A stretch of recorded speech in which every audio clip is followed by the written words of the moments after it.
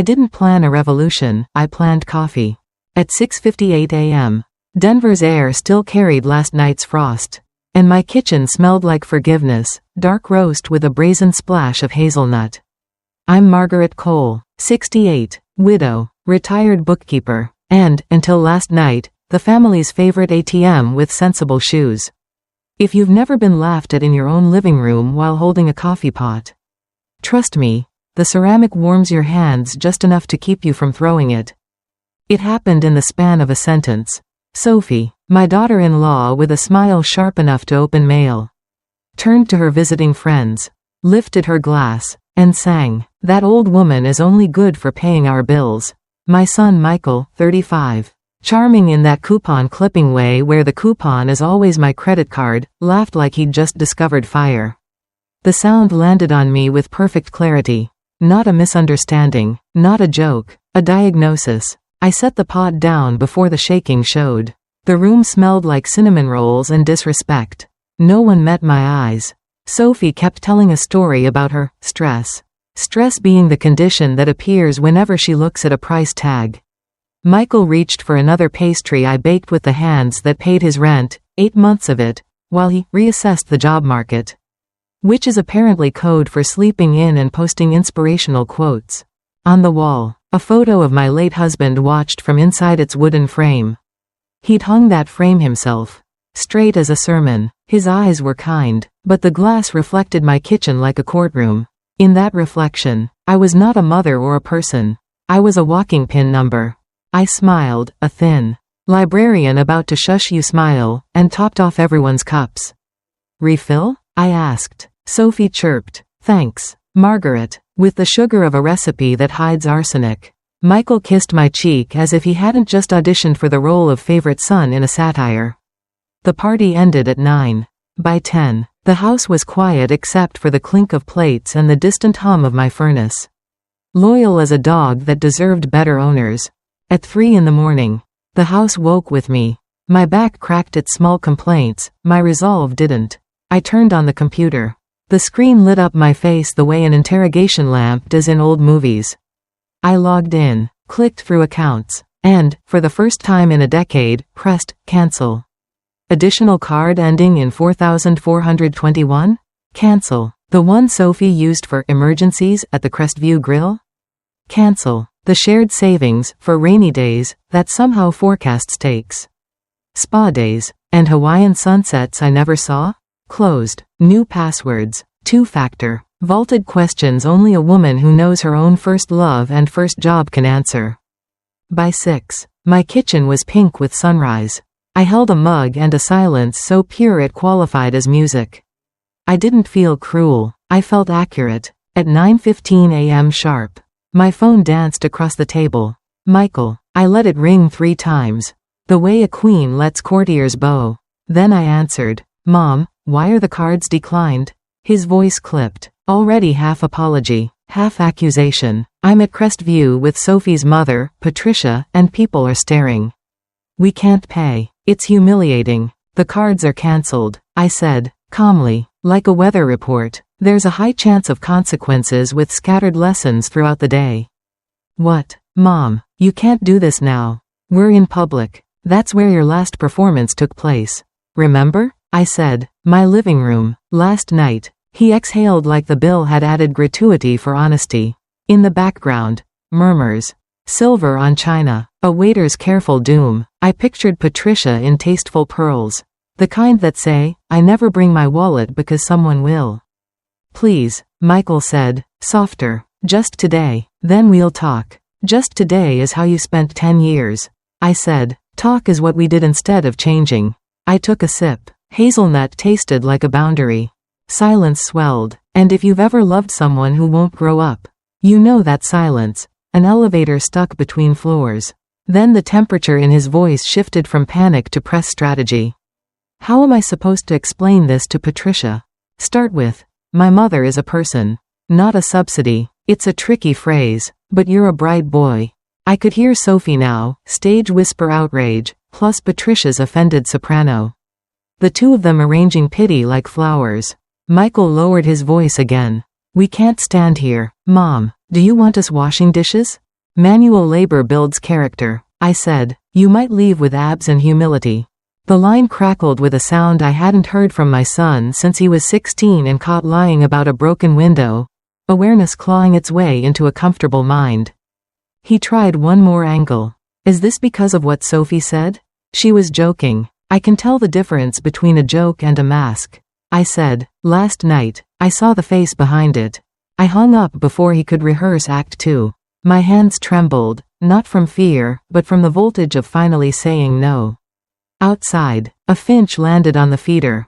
It pecked like the world had never heard of overdraft fees. By 11, tires crunched my driveway, doors slammed, knuckles met oak. Mom, open up, we need to talk. Sophie's voice cut in, Margaret, stop acting like a child. The door thudded under their impatience. I sat on the back patio, sun warming my shoulders, and thought about the difference between peace and quiet. Peace is quiet with a lock. Their pounding rose, fell, then circled the house, footsteps at windows. Whispers corralling sympathy. Sophie's tone flipped to honey. Margaret, we know you're in there. Let's be reasonable. I drew the curtain an inch, met her eyes through the glass, and smiled the kind of smile that says, the syllabus has changed. And then Sophie tried a new tactic, one that didn't rattle the door, but went straight for my name, my church, and the law. Margaret, Sophie cooed from the side window. Her voice dipped in artificial honey. Think about what people will say at church. Think about the family reputation. It doesn't look good for a mother to cut off her own son. You don't want people whispering that you've lost your mind, do you? There it was, the classic Sophie playbook. When brute force failed, she reached for guilt, reputation, and fear, the holy trinity of manipulation. Somewhere inside, the old me, the Margaret who once believed keeping peace meant keeping quiet, shifted uncomfortably. But the new me? The one who had cancelled 5 credit cards before sunrise? She laughed, out loud, the kind of laugh that startled even me.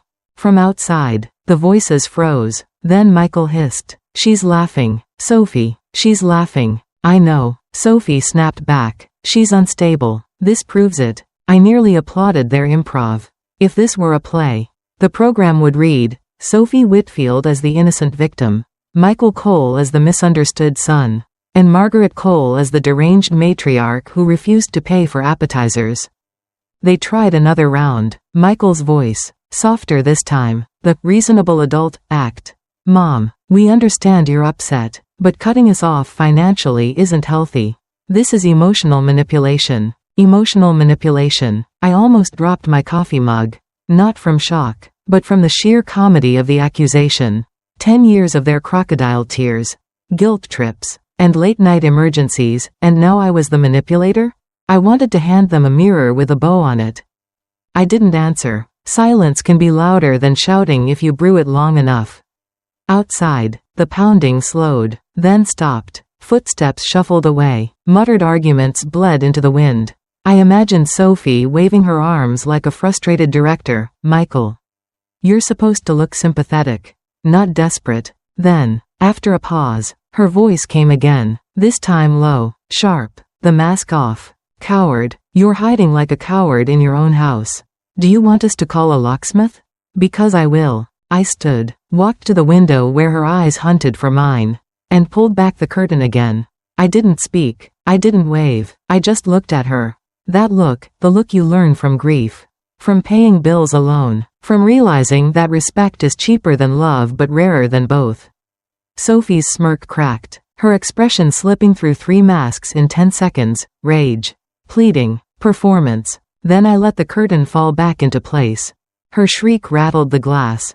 The pounding resumed, louder, angrier, but now it sounded hollow, like fists on an empty stage. I walked back to my patio, sat down, and poured the last of my coffee. Birds sang. The air smelled like pine and defiance.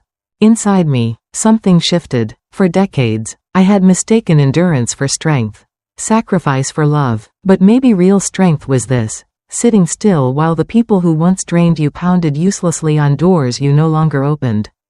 But Sophie wasn't finished. By afternoon, she sent reinforcements, voices from outside the family, armed with rehearsed concern and one chilling threat I never expected to hear. By 3 o'clock, the cavalry arrived, only it wasn't the police. It was worse. Relatives. My phone lit up with unfamiliar numbers, each one carrying the same brand of rehearsed concern. First came Patricia, Sophie's mother, her voice polite with just enough steel underneath to build a prison door.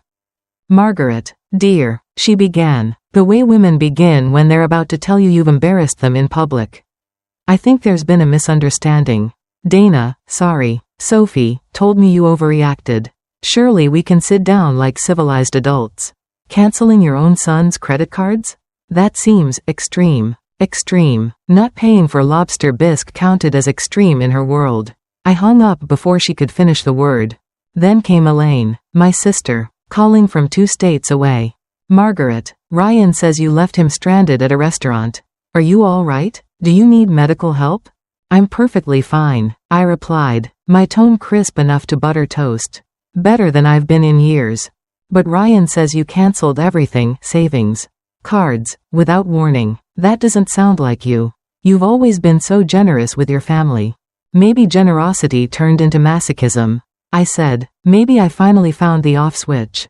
She sputtered. "They're your family, Margaret." "Yes, not my mortgage." Call after call repeated the script, concern laced with judgment, advice that smelled faintly of Sophie's perfume. Each one tried a different angle: guilt, fear, shame, but none of them asked the real question: "How do you feel, Margaret?" Because that answer scared them more than debt collectors.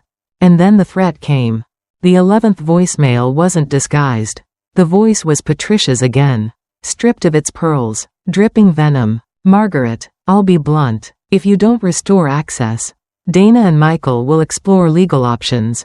There are procedures for declaring someone mentally incompetent if they show erratic behavior with finances. Do you really want to go down that road?" I sat very still, phone warm in my hand. Erratic behavior. Imagine that. A widow protecting her money from freeloaders was erratic. Meanwhile, adults in their 30s demanding vacations on a 68-year-old woman's dime was, what? Practical? Noble? I laughed, short, sharp, like a match strike. If they wanted a war, they'd just handed me their battle plan. And that night, as I lay in bed, I decided to fight fire with paperwork, the kind of paperwork that could burn their entire scheme to ash. Sleep didn't come easy that night. Not because of fear, fear had packed its bags years ago, but because of clarity. Clarity is loud. It bangs pots in your kitchen at 2 a.m. and demands you take notes. So I did. By 7 a.m., I had a plan tighter than Sophie's last cocktail dress. First stop, Dr. Martinez's private clinic. If Patricia wanted to play the mentally incompetent card, I would counter with an ace, an official psychological evaluation. 2 hours of tests, ink blots, and questions later, Dr. Martinez leaned back in her chair, glasses perched on her nose like judgment itself.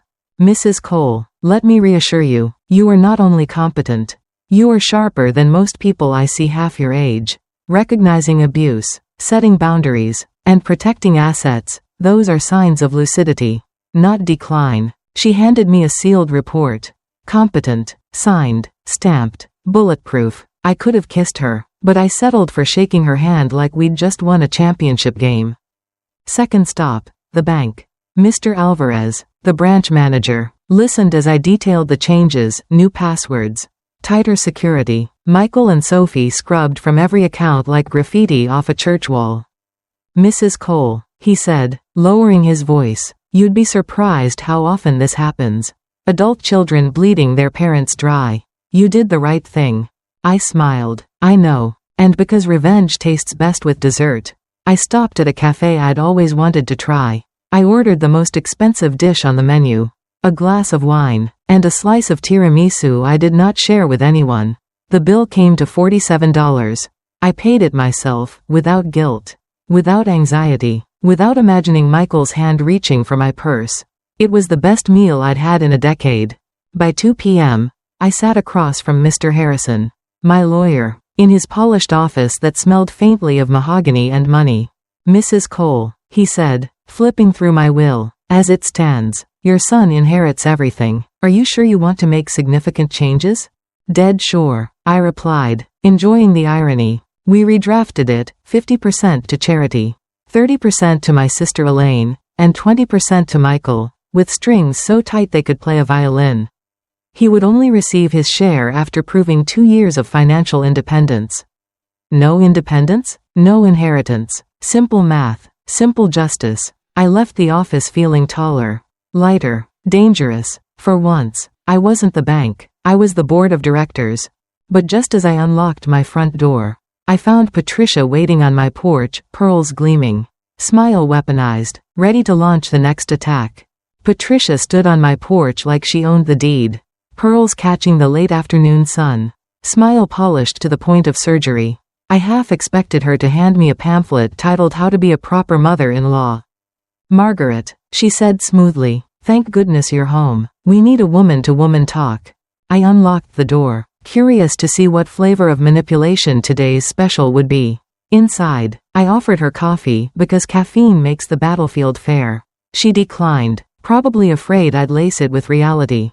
"Look, dear," Patricia began, perching on my sofa like a queen on loan from Versailles. "I know there was a misunderstanding yesterday. Sophie told me everything, and frankly, you're exaggerating." I raised an eyebrow. "Exaggerating?" "Yes." She made a joke. "You misinterpreted, and now you've gone drastic. Canceling your own son's cards? Closing accounts? That's not how families operate. Do you give your daughter unlimited credit cards?" I asked. She blinked. "Well, no, but do you pay her rent?" "No, but that's different. Do you fund her vacations while you sit home alone?"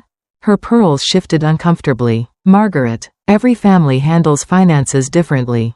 "Exactly. And I've decided to handle mine differently from now on." Her mask slipped for half a second.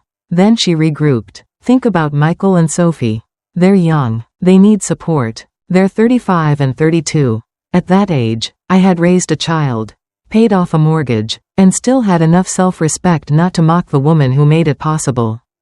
Patricia pressed her lips together, then switched tactics. "Dana, Sophie, told me she sees you as a second mother. She cried all night. A second mother who's only good for paying bills? Charming. That was a joke. Humiliating someone in front of guests is not a joke. It's a public service announcement of how little they value me."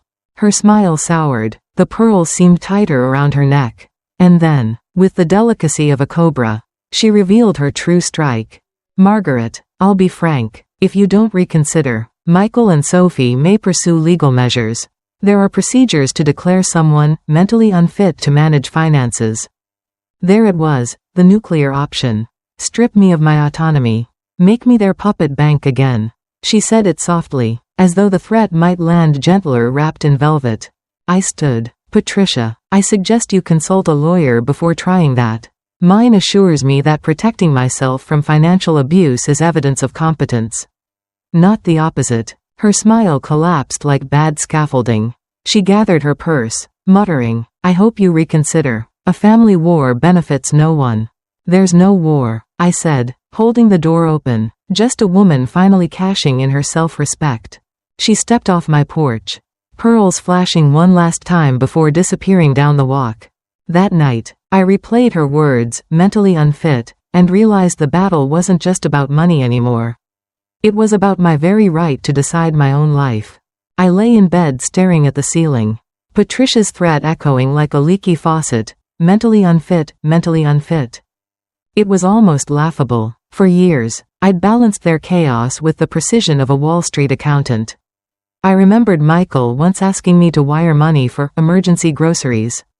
The receipt later revealed filet mignon, imported cheese, and wine that cost more than my monthly utility bill.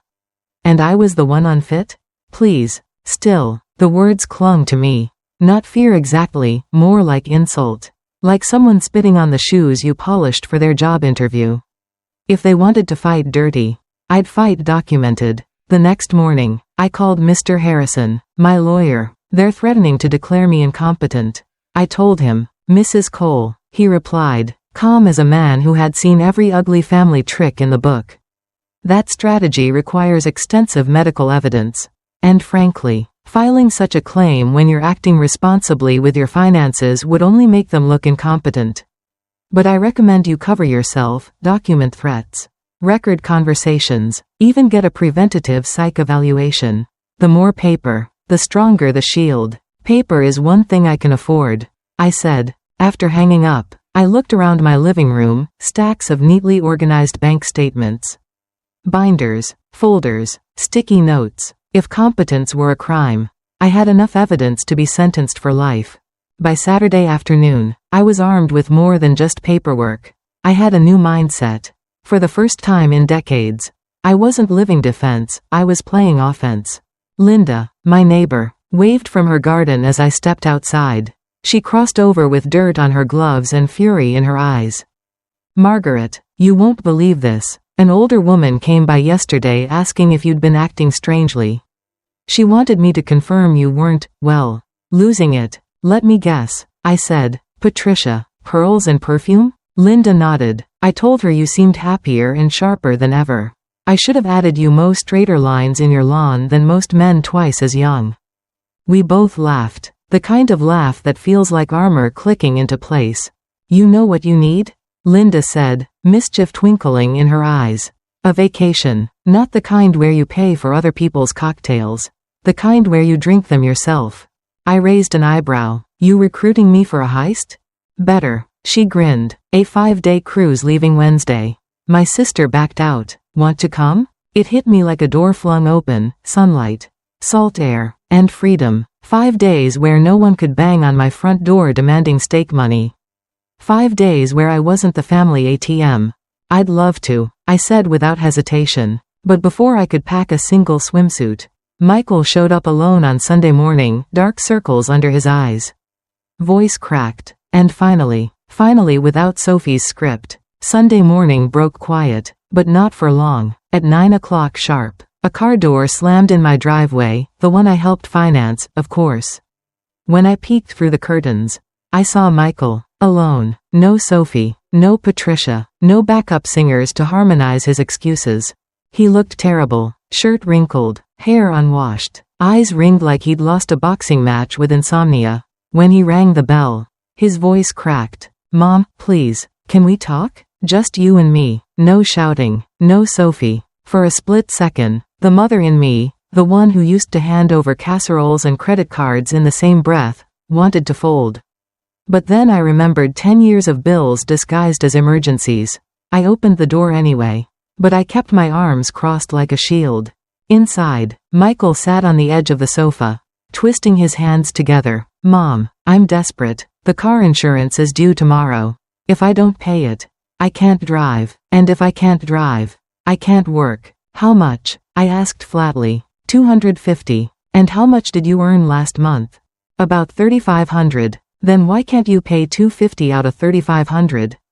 His mouth opened, then closed. Because we have expenses. Rent, food, utilities, I get that. I said, but how much did you spend on restaurants last month? He shifted uncomfortably. I don't know. Maybe. In streaming services? Gym memberships? Food delivery? That's different. Mom, those are necessities. Necessities? Michael, streaming is not oxygen. And gyms don't feed children. He flinched. For the first time, I saw something behind his eyes, shame. Maybe. Or recognition that the math didn't add up. Living is expensive, he muttered. No, son, I corrected. Living beyond your means is expensive. And for years, you solved that by living off me.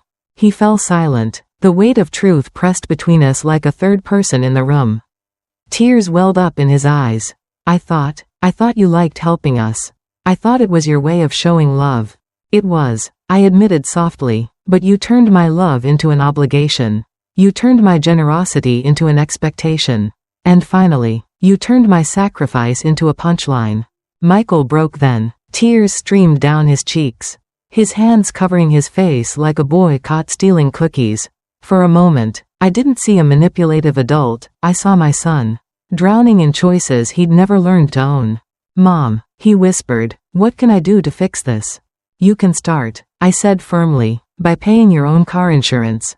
He nodded slowly, but when he finally looked up, his eyes carried a question I hadn't expected, one that threatened to pierce the armor I'd built around my heart. Michael wiped his face with the back of his sleeve, leaving damp streaks on an already wrinkled shirt. His voice cracked, raw and unpolished, stripped of the usual excuses. Mom, do you think we can ever have a normal relationship again? One where I visit because I love you, not because I need something? The question cut deeper than any insult Sophie had ever thrown. For years, I'd begged the universe for that exact thing. My son walking through my door with nothing in his hands but affection. I leaned back, studying him. The boy I'd raised was buried under debt, pride, and Sophie's choreography, but for the first time in years, I saw a flicker, like a candle fighting hard against wind. Michael, I said quietly, that relationship can start today. But it has to be built on respect, not dependency. He nodded quickly, like a child afraid the answer might change if he didn't grab it fast enough. Then, what if Sophie and I came over next Sunday? No drama, no bills. We'll bring the food, we'll cook, we'll just be a family. The idea shocked me. Sophie cooking in my kitchen sounded about as likely as Patricia selling her pearls at a yard sale. But the sincerity in his eyes made me pause. I'd like that, I said slowly. But remember, Michael, this isn't about gestures. This is about change, real change. He lowered his gaze. I know, I already started. We found a cheaper apartment. Moving next month, $400 less in rent. I blinked. That was more progress in 1 week than I'd seen in 10 years. He stood awkwardly, like a boy about to leave for school. Mom, I'll figure out the insurance. I promise. And, thank you for still letting me in. When the door clicked shut behind him, the silence was different, not the heavy silence of guilt, but the fragile kind of hope that tiptoes in and doesn't want to scare itself away. I sank into my armchair, coffee cooling in my hands, and thought, maybe boundaries weren't just saving me, they were saving him too. But hope, as I soon learned, had a rival, because the very next morning, Sophie called with a voice I barely recognized, calm, humble, and asking to meet me alone. The next morning, my phone buzzed at 10:03 a.m. The caller ID flashed a name I'd grown used to ignoring, Sophie. I almost let it ring out of principle. But curiosity is a sly companion. Against my better judgment, I answered. Her voice startled me. Gone was the sharpness, the sugar, the courtroom theatrics. This Sophie sounded subdued. Margaret, she began softly, I know things have been tense. Could we meet for coffee? Just you and me. No Michael, no drama. I waited, listening for the trick, but the silence after her words was too long, too raw. Against my instincts, I agreed. We met at a small coffee shop near the mall, neutral ground. Away from houses with locked doors and driveways full of tension. Sophie arrived in a plain blouse. No flashy jewelry, no designer handbag swinging like a trophy. She looked tired, her usual glow dimmed, as if reality had finally found the dimmer switch. After we ordered, she wrapped both hands around her mug and stared into the steam. I want to apologize, she said finally. What I said that night, it was cruel. Disrespectful. I'm ashamed. I raised an eyebrow. What changed your mind? She exhaled slowly. The restaurant. That humiliation. It was a mirror, Margaret, and what I saw wasn't pretty. These past few days, I've had to face something terrifying. I don't know how to live without your money. None of us do. Her honesty was so naked I almost shivered. And what are you going to do about that? She bit her lip. We made a budget. Just our salaries. No outside help. Margaret, we spend almost double what we earn. Double. We're moving to a smaller apartment.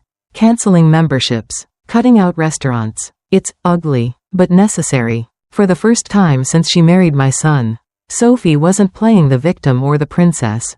She was admitting she'd been reckless.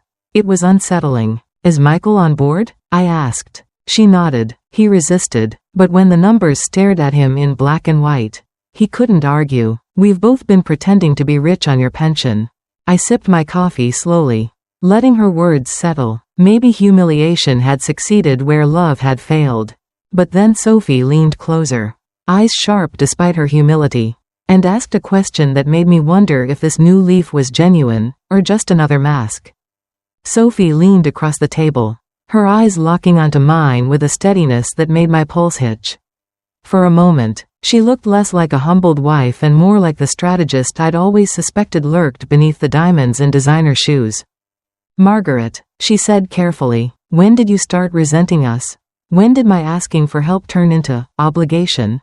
The question surprised me. It wasn't defensive, not even sarcastic, it was almost clinical. Like she was dissecting her own behavior under a microscope. I stirred my coffee, watching the swirl of cream fold into the dark. It didn't happen overnight. Resentment doesn't knock, it creeps. But if you want a date, it was the day you stopped asking. The day the credit cards became normal. The day my savings became your emergency fund without a conversation. She swallowed hard. You're right. At some point, we stopped seeing you as a person and started seeing you as a resource. The word hung between us. Bitter as burnt coffee. I tilted my head. And what are you going to do about that realization? Sophie blinked rapidly, as if no one had ever asked her to provide an answer beyond tears and excuses. We're going to prove we can live without leaning on you. Michael found a cheaper apartment. I'm taking extra shifts. We're canceling the luxuries. But Margaret, her voice softened into that pleading register I knew too well, is there any way to rebuild our relationship? To get back to being a family? I let the silence stretch. Because silence tells its own truth. Then I said, if you want a relationship with me, it has to be on new foundations. Respect, independence, and the understanding that my worth isn't measured in dollar signs. She nodded, eyes glassy. So, no more vacations on your dime. No more bills slipped under your nose. No more anything unless it's earned. I said firmly. Sophie leaned back, deflated but not defeated. Her fingers traced the rim of her mug.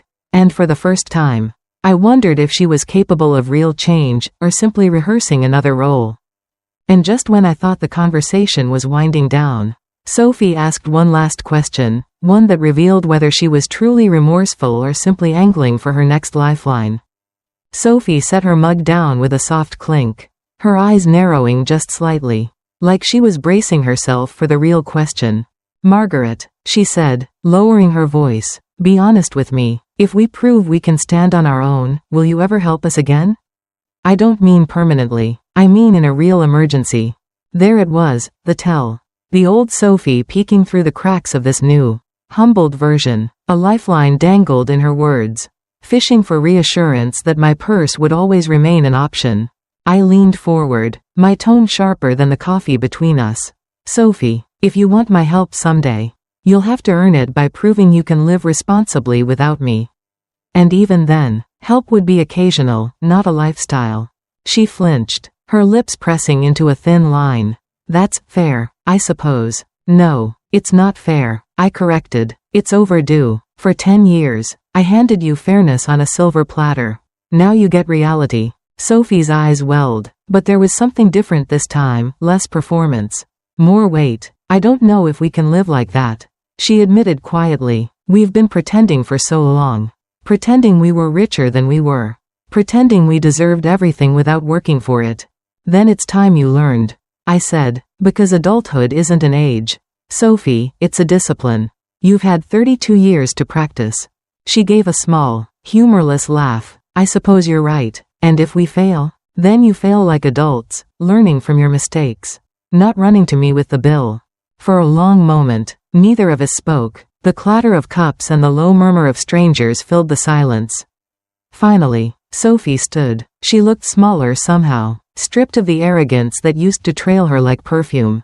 Thank you for meeting me, she said, her voice steady. I know words won't fix anything. We'll show you with actions. Or at least, I'll try. I nodded once. Actions are the only currency I accept now. She left the cafe without looking back. And yet, for the first time, I wondered if Sophie's apology might actually be worth more than the jewelry she used to flaunt. But the test came sooner than I expected, because that very week, Michael sent me a message that proved whether they'd truly begun to change. Or whether it was all just another performance. 3 nights later, as I was folding laundry and humming to myself, a strange luxury. Humming without the weight of unpaid debts pressing on my chest, my phone buzzed. A text from Michael. Mom, I got a personal loan to cover the car insurance. Also, we signed the lease on the smaller apartment. We move in next month. I wanted you to know. I stared at the screen, blinking. No demands, no guilt, just information, like an adult reporting his own progress. For a second, I almost didn't recognize my son. I typed back slowly, each word deliberate. Good. I hope this is the start of real independence. An hour later, another message came. It feels strange, Mom, but also lighter. For the first time, I'm paying bills with my own money, not yours. I sat down heavily in my armchair. The same chair where I'd once trembled with rage after Sophie's cruel joke. Now I trembled with something else, relief. Maybe even pride. But my guard wasn't down. Pride can be a dangerous drug. I had seen too many promises dissolve into smoke after a bad day or a tempting sale. One text message did not erase a decade of entitlement. Still, that night I slept better. My dreams weren't filled with unpaid balances or voices demanding help. They were quiet, and in that quiet, I realized something powerful. By saying no, I had given my son the chance to finally say yes to his own responsibilities. The next morning, I stood at the window sipping coffee when Linda waved from across the fence. She shouted, "Ready for the cruise?" I grinned. For once, the answer was simple, more than ready. But just as I started packing my suitcase, the doorbell rang, and when I opened the door, Patricia was standing there again. This time without pearls, and with a threat far bolder than the last. The doorbell chimed just as I was rolling a suitcase out of the closet. For a fleeting second, I thought it might be Linda coming early with packing tips. But when I opened the door, there stood Patricia, no pearls this time. No soft smile, just a sharp suit, a folder clutched in her manicured hands, and eyes like cold steel. "Margaret," she said, pushing her way onto my porch before I could answer. "We need to talk, now." I leaned against the doorframe, arms folded. "Patricia, unless you're here to help me choose between the red swimsuit or the blue, I'm not interested." She didn't laugh. She opened the folder with the flair of a magician revealing a trick. Inside were papers, printed emails, bank slips, who knows what else. She fanned them like a deck of cards. "Do you know what this is?" "Evidence," she announced. "Michael and Sophie are considering legal action. They can file for guardianship over your finances. Courts don't look kindly on erratic behavior. Margaret, closing accounts without notice, cutting off your only son, refusing to answer his calls, it paints a picture. A dangerous one." I almost laughed, but the humor caught in my throat. Guardianship? The idea of my own son holding legal custody over my bank account was so grotesque it nearly belonged in a horror film. Patricia leaned in closer. "It doesn't have to come to that. Restore the cards, reopen the account, keep things quiet, and we can all move on." For a moment, the world seemed to still, the hallway clock ticking, the faint hum of my refrigerator, Patricia's perfume drifting in like poison. I could feel my late husband's photo on the wall behind me, watching silently, as though daring me to choose between fear and defiance. I straightened my shoulders. "Patricia, let me be clear. My finances are mine. My choices are mine. And if you try to drag me into court, I'll bring more documentation than you've ever seen outside a tax audit. I have medical proof, legal proof, bank proof, and enough witnesses to bury your case before it breathes." Her face hardened, lips pressed tight. For a second, the mask slipped, and I saw it, the desperation, the greed, the fear of losing control. Then she snapped the folder shut. "You'll regret this," she hissed. "A family war leaves no winners." I held the door wide open. "Then maybe it's time to stop pretending we were ever on the same side." Patricia swept down the steps without another word, heels clattering like gunshots on the pavement. I shut the door, my hands trembling, not from doubt, but from adrenaline. They were escalating, and if they wanted a war, I'd give them one armed with the sharpest weapon I had: truth. That night, I called my lawyer again, but this time, Mr. Harrison gave me advice that changed the entire battlefield. That evening, I sat in my living room, Patricia's words still echoing like an unwelcome hymn: guardianship, mentally unfit, family war. My pulse was steady now, no longer from fear, but from resolve. I picked up the phone and dialed Mr. Harrison's office. He answered on the second ring. "Mrs. Cole, I was expecting your call." I told him everything, Patricia's little performance with her folder of evidence, her veiled threats, her talk of guardianship. There was a pause on the other end. Then Mr. Harrison chuckled, low and dry. Classic intimidation tactic. They don't have a case. Margaret. In fact, what you need to do now is turn defense into offense. Offense? I repeated. Yes. Document every threat, every call, every visit. Keep a written log with times and details. If you can, record conversations. And I strongly recommend a preventive psychological evaluation report from a licensed doctor. With those, you'll have an iron shield. If they try to drag you into court, you'll walk out holding the gavel. I smiled for the first time that day. Already done. Dr. Martinez gave me a stamped report last week. Excellent. Then you're ahead of the game. Next, consider securing your will with conditions. If Michael ever tries to contest it, the court will see you had every legal and mental capacity when you made those changes. That makes his case collapse before it begins. I leaned back in my chair, the words soaking into me like warmth after a storm.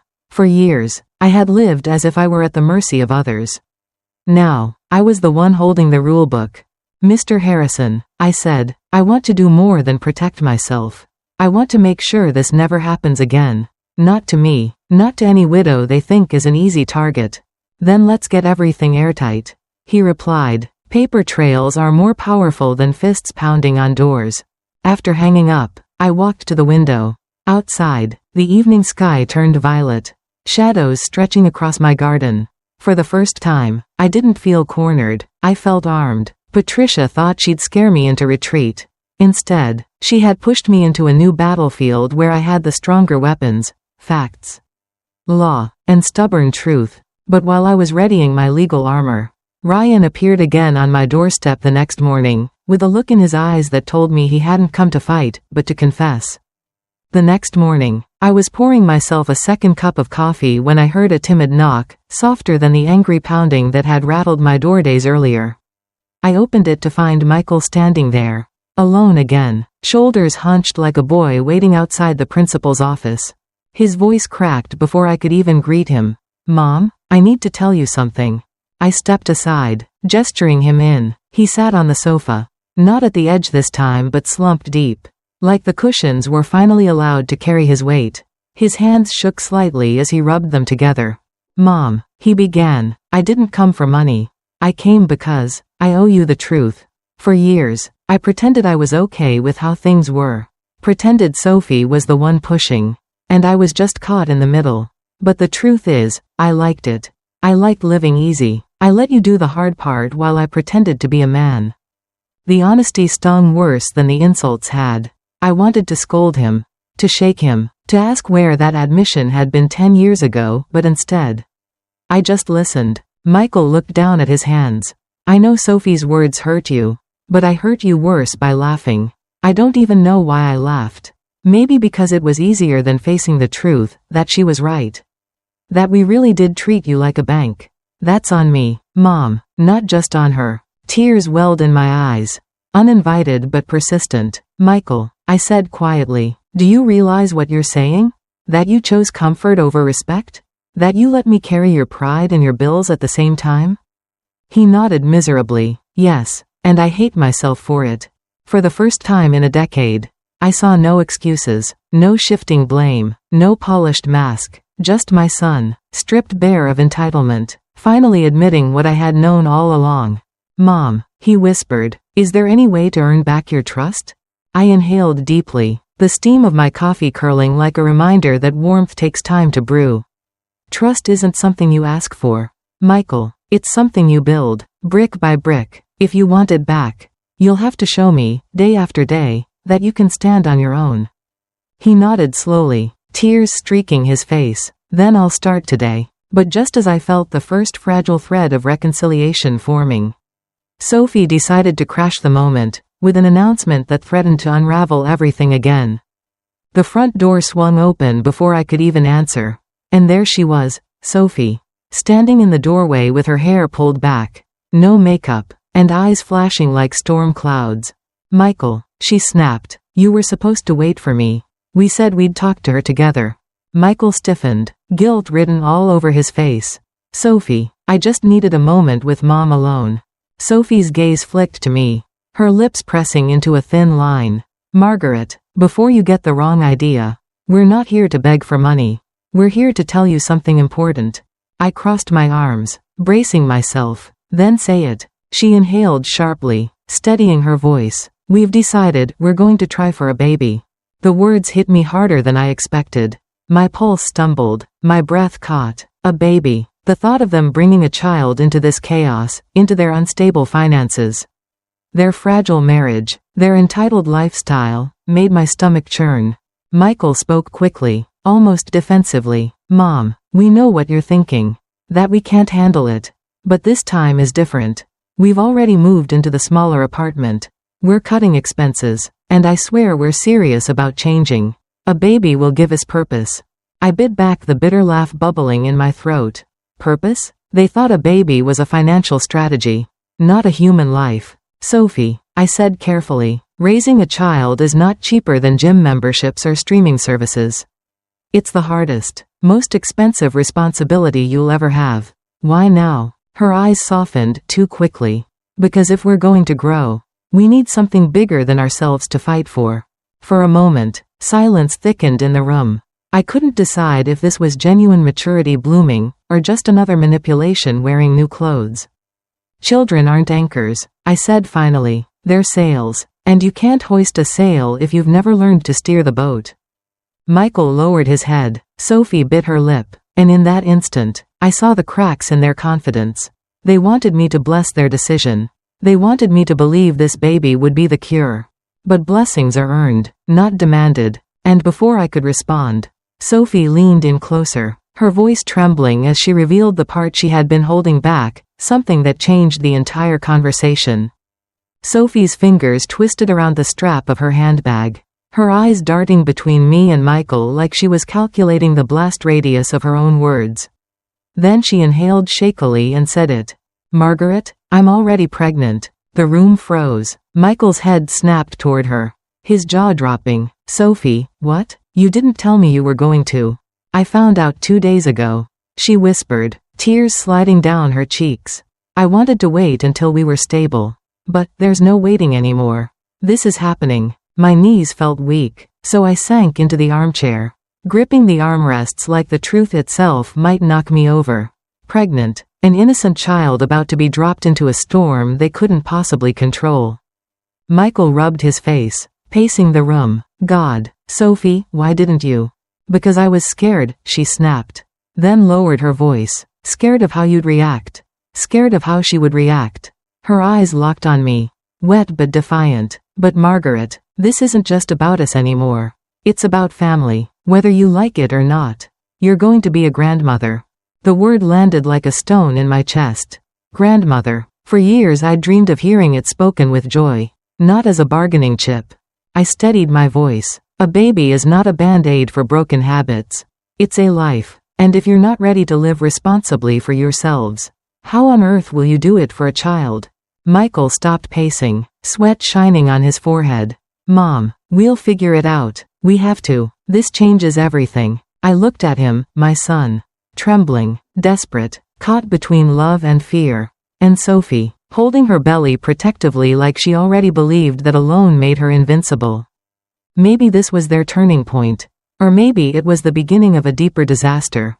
I couldn't tell yet. But as Sophie reached into her bag and slid a folded paper across my coffee table, I realized she hadn't come just to announce the pregnancy, she'd come armed with a demand.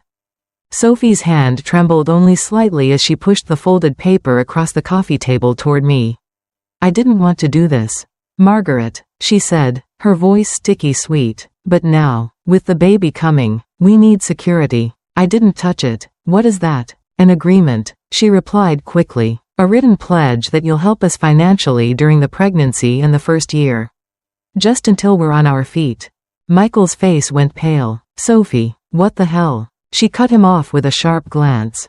Don't act surprised. Michael, you knew we couldn't do this without her. I leaned back, folding my arms. So this is the big reveal? You come into my home, announce a baby, and slide me a contract like I'm a sponsor for your reality show? Her cheeks flushed, but her chin lifted. This isn't about luxury anymore. This is about survival. Formula, diapers, doctor's visits. We can't do it alone. You mean, I said coolly, you don't want to do it alone. Michael raked a hand through his hair, torn between shame and anger. Sophie, we agreed we'd figure this out ourselves. No, she snapped. You agreed. I'm the one carrying this child. I'm the one who needs stability. And Margaret, whether you admit it or not, you're part of this family. That baby is your grandchild. Don't you want them to have the best? Her words tried to claw at my heart. But my spine stayed straight. Sophie, that child deserves two responsible parents. Not a grandmother who's been treated like an ATM for a decade. The paper sat between us like a loaded weapon. She wanted my signature, my surrender, my wallet. I reached out, not to sign, but to fold the paper neatly and slide it back across the table. No. Her eyes widened. You can't just. I just did. The silence that followed was thick. Electric. Michael's face was unreadable, torn between his wife's desperation and my refusal. And then Sophie dropped her final card. A threat so low it made Patricia's talk of guardianship look almost polite. Sophie's face twisted, the sweetness gone like a mask ripped off mid-play. She snatched the paper back, crumpling it in her fist. If you won't help us willingly, she hissed, then don't be surprised if the state gets involved. Do you think social services will look kindly on a grandmother who abandons her pregnant daughter-in-law? What will people at church say when they hear you turned your back on your own grandchild? The words dripped like acid. Not about love, not about family, about image, leverage, reputation, her favorite currency. Michael's head shot up, his voice sharp. Sophie, stop. This isn't the way. She whirled on him. What do you expect me to do? We're broke. Michael, you think cutting Netflix and moving to a shoebox apartment is enough? It's not. That baby deserves stability. And she, Sophie jabbed a finger toward me, is sitting on the money to give it to us. I stood slowly, the weight of her accusation sliding right off my shoulders. Sophie, let me make this clear. If you try to weaponize that child against me, you'll find out I've got more than money, I've got lawyers, doctors, and the law on my side. And no court in Colorado is going to force me to bankroll two adults who refuse to grow up. Sophie's lips trembled, but not with fear, with fury. You'll regret this, Margaret. When that baby's born, don't come crawling to us asking to hold them. Grandmothers don't get visitation rights if they're not part of the family. The silence that followed was a blade. My son looked like he'd been punched. His eyes darted between us. His mother and his wife. His jaw clenching like he knew a line had been crossed. Finally, Michael spoke, voice low but firm. Enough. Sophie, if this is how you think family works, contracts, threats, ultimatums, then maybe we're the ones unfit to be parents. Her mouth fell open, shock replacing rage. For the first time, Sophie seemed to realize Michael wasn't standing behind her this time. He was standing beside me. And in that fragile, dangerous moment, Michael made a choice, one that could either shatter his marriage or finally set him free. Michael's words hung in the air like a verdict, heavy and final. Sophie blinked, as if she'd just been slapped by the very man who used to echo her every demand. Michael, she stammered, you can't mean that, you're just upset. But his voice didn't shake this time. No, Sophie, I'm clear. For years, I laughed along. I let Mom carry our lives while we played pretend. But this, threatening her, threatening to use our child as leverage? That's not family. That's blackmail. Her face crumpled, a storm of tears and anger. I'm fighting for our baby. No, he snapped. You're fighting for control. And I won't let you drag our child into the same cycle you dragged me into. Sophie stared at him, wounded, as if she couldn't comprehend the betrayal. So you're taking her side? Against me? I'm not choosing sides, Michael said, voice breaking. I'm choosing sanity. I'm choosing to finally stand up and be a man instead of hiding behind Mom's bank account, or your manipulation. For a moment, no one moved. The clock ticked. The air conditioner hummed. My coffee grew cold on the table. Sophie's mascara streaked down her cheeks. Her breath ragged. She looked smaller than I'd ever seen her. But her eyes still burned with defiance. This isn't over, she whispered. She grabbed her bag and stormed out, slamming the door so hard the picture frames rattled on the wall. Michael sank onto the sofa, burying his face in his hands. He didn't cry, not this time. He just sat there, breathing hard, as if he'd finally broken free from invisible chains but had no idea what freedom felt like. I sat across from him, my own heart pounding. For the first time in years, it felt like my son wasn't just listening to me, he was hearing me. But freedom comes with a price. And as Michael lifted his head, he asked me a question that would test just how far I was willing to go to let him truly stand on his own. Michael raised his head slowly, his eyes red but dry, his voice hoarse. "Mom, what if she leaves me?" I leaned back, measuring him with a long stare. "Then she leaves, and you'll survive, because you'll finally learn how to live without someone else carrying the weight for you, me or her." He swallowed hard, as if the words were both punishment and relief. "But what about the baby? The baby deserves parents who can provide stability. Michael, not panic, not blackmail, not contracts shoved across a coffee table. If Sophie stays, you both have to grow up. If she goes, you'll have to grow up even faster. Either way, the lesson is the same." He exhaled sharply, like a man realizing there was no more hiding place left. "Mom, I've never done this alone. I don't even know where to start." I softened just a fraction. "Start where every adult starts, with a budget. With hard work. With choices that hurt in the short term but save you in the long term. Cut deeper. Move smaller. Earn more. And above all, stop expecting rescue every time you stumble." His jaw tightened, but he nodded. "And if I fail? Then you fail on your own dime, Michael, and you get back up on your own legs. That's what being a man means." For the first time, he didn't argue, he didn't plead, he just sat there, staring at his hands, like he was seeing the cracks in them that years of easy living had hidden. After a long silence, he said, almost in a whisper, "Okay, then I'll prove it, not with promises this time, with actions." I felt a tremor in my chest, not fear, not anger, but something rarer, hope, fragile as glass, but real. Yet hope is a dangerous thing. And the very next day, Sophie returned, with a plan that could either destroy Michael's resolve or shatter their marriage completely. The next afternoon, I was pruning roses in the garden when a car door slammed shut at the curb. Sophie stepped out, sunglasses covering half her face, a folder tucked under her arm. No makeup, no polished smile, just a woman on a mission. She didn't bother knocking this time. She walked straight through the gate and up to me. "Margaret, we need to talk." I set down my shears, keeping my tone steady. "If this is about money again."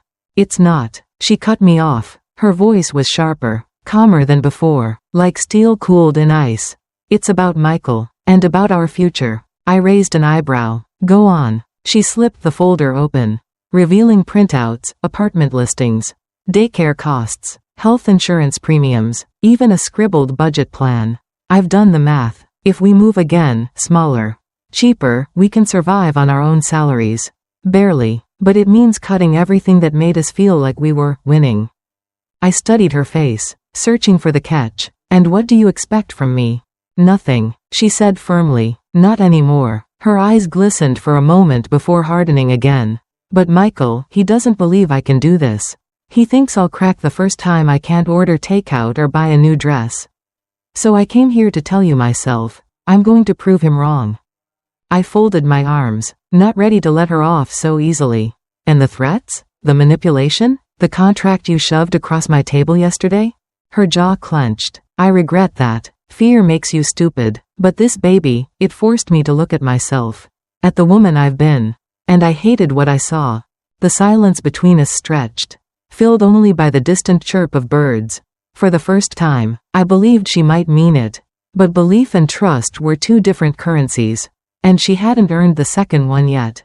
"I'll believe it," I said slowly, "when I see it, not on paper, not in promises, in actions." Her gaze didn't waver. "Then watch me." But just as Sophie turned to leave, Patricia's black sedan rolled into my driveway, and the look on her face told me this was no casual visit. The black sedan purred up my driveway like a predator circling prey. Patricia stepped out, pearls gone this time, replaced by a dark blazer and a folder so thick it could have doubled as a weapon. Sophie froze, halfway down the steps. "Mother, what are you doing here?"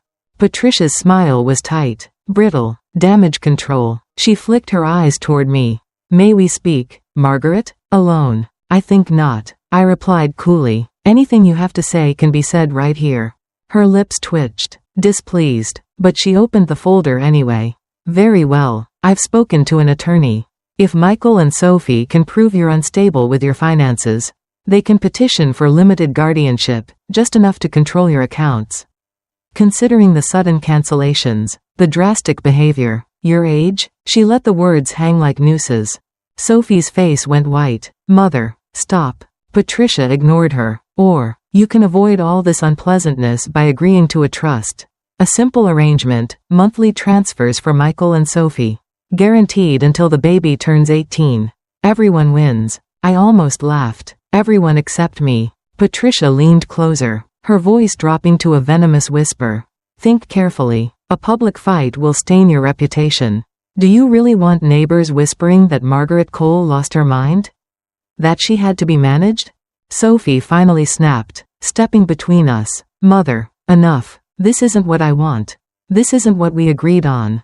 Patricia's eyes narrowed. You're too emotional. Sophie, you don't understand leverage. Margaret needs pressure. Margaret needs respect. Sophie shot back, surprising even me. Her voice shook, but her chin was high. And if you can't see that, then maybe you're the problem, not her. The air went razor sharp. Patricia glared at her daughter, betrayal and fury twisting her elegant face. For once, Sophie didn't flinch. Patricia straightened slowly, her smile returning like a blade sliding from its sheath. Very well, she said softly, but if you won't stand with me, Sophie, don't cry when you see which side I stand against. Patricia's words sliced the air like broken glass. Sophie stiffened, but she didn't back down. You're threatening your own daughter now? Patricia's smile sharpened. Not a threat, dear, a prediction. I've built my life on knowing when to pick the winning side. She turned to me, eyes glittering. And Margaret, make no mistake, if I decide you're the enemy, you'll find doors closed in this town faster than you can blink. Church, neighbors, even your little garden club. Reputation is currency, and I own the bank. I took a slow sip of my tea. Unbothered. Patricia, I've survived widowhood, betrayal, and a decade of being treated like a walking wallet. Do you really think I'm afraid of gossip? Her jaw tightened, the mask of superiority cracking for a heartbeat. You'll regret dismissing me. Before I could answer, Sophie stepped forward, voice trembling but clear. No, Mother, you'll regret pushing this, because for once, I'm not on your leash. I won't let you ruin what's left of my marriage, or my child's future. Patricia's eyes narrowed. Ungrateful girl. You'll come running back when the bills pile up and Margaret slams the door in your face. Sophie's reply was quick, almost fierce. Then I'll face it. For once, I'll face it myself. The silence that followed was seismic. Patricia searched her daughter's face, waiting for the old weakness to return, the old obedience, but Sophie didn't look away. Finally, Patricia snapped the folder shut with a vicious crack. So be it. But remember this moment when you're drowning. Sophie, don't expect me to throw you a rope. She spun on her heel, her heels clicking like gunshots as she stormed back to her car. The sedan roared down the street, leaving exhaust and tension in its wake. Sophie stood frozen, shoulders trembling, eyes shiny with unshed tears. For the first time, she looked less like a manipulator and more like a woman who had finally broken her own chains. She turned to me then, her voice breaking as she whispered the one question I never expected to hear from her lips. Sophie's lips trembled as she finally found her voice. Margaret, do you hate me? The question stunned me. For years, she had only spoken to me in commands, in barbed jokes, or in manipulations laced with perfume and poison. Now, for the first time, she sounded like a frightened daughter instead of a domineering wife. I exhaled slowly, choosing my words with surgical care. Sophie, hate is easy, and if I truly hated you, I'd have cut you off long ago and never looked back. What I feel is disappointment. And disappointment runs deeper than hate because it comes from expecting better. Her eyes glistened, tears threatening to spill. I don't want to be her, she whispered, glancing down the street where Patricia's car had vanished. I don't want to turn into my mother. But sometimes, when I'm scared, her voice comes out of my mouth before I even realize it. I nodded. Then maybe this is your chance to break that cycle. For your child's sake, for Michael's sake, and for your own. She covered her face with both hands, her shoulders shaking. I don't know if I'm strong enough. You'll find out, I said gently. Strength isn't proven in comfort. It's proven when the safety nets are gone. For a long moment, silence blanketed us, broken only by the rustle of the garden leaves. Then Sophie looked up, her mascara streaked, her voice fragile but honest. Will you still let me come to you? Not for money, but for guidance? I studied her face, searching for the lie, the angle, the trap. For once, I saw none, only a young woman caught between the mother she despised and the woman she wanted to become. I gave a slow nod. Guidance, yes. Rescue, no. That's the line. Her lips parted in relief, as though I'd handed her a lifeline made not of money, but of trust. And just as I thought the storm was finally passing, the phone rang inside my house, with a call that threatened to drag me into a whole new battle. The phone's shrill ring cut through the fragile calm like a blade. Sophie startled, wiping her cheeks. I walked inside, heart heavy, and lifted the receiver. Mrs. Cole? A man's voice asked. This is Detective Alvarez from the local precinct. We've received a report claiming you may be financially unstable and at risk of exploitation. We'd like to schedule a visit. I closed my eyes. Patricia's handiwork. The woman had wasted no time. Detective, I said evenly, you're welcome to come by. I'll have my attorney present. And while you're here, I'll be glad to show you a complete psychological evaluation certifying my mental competence, as well as documented evidence of 10 years of financial exploitation by my own family. Shall we say Tuesday at 10? There was a pause. Then the detective cleared his throat. That would be fine. Ma'am, thank you for your cooperation. I hung up, my pulse steady. Patricia thought she could break me with threats, but she had only sharpened my resolve. When I returned to the porch, Sophie was waiting, eyes searching mine. Was it her again? Yes, I said quietly, but this time, I'm not afraid. Let her play her games. I've already won the one that matters. What's that? She whispered. I looked at her, then toward the house where Michael had once pounded on my door, demanding money. I've reclaimed my dignity, and once you learn to stand on your own, you'll never give it away again. Sophie lowered her gaze, nodding slowly. For the first time, I believed she might actually understand. That night, as I sat on my patio beneath the stars, I thought about everything, the humiliation, the betrayal, the rage, and finally, the clarity. I wasn't just a mother or a bank account. I was a woman who had the right to peace, respect, and joy, and it had taken nearly 70 years to learn the lesson carved into my bones now. Love does not mean surrender. Support does not mean servitude. And being family does not mean being used. Never allow guilt or fear to chain you to people who mistake your kindness for obligation. Boundaries are not cruelty, they are proof that you value yourself. And when you finally say no, you may discover that it was the most loving gift you could give to yourself. And to those who needed to grow up.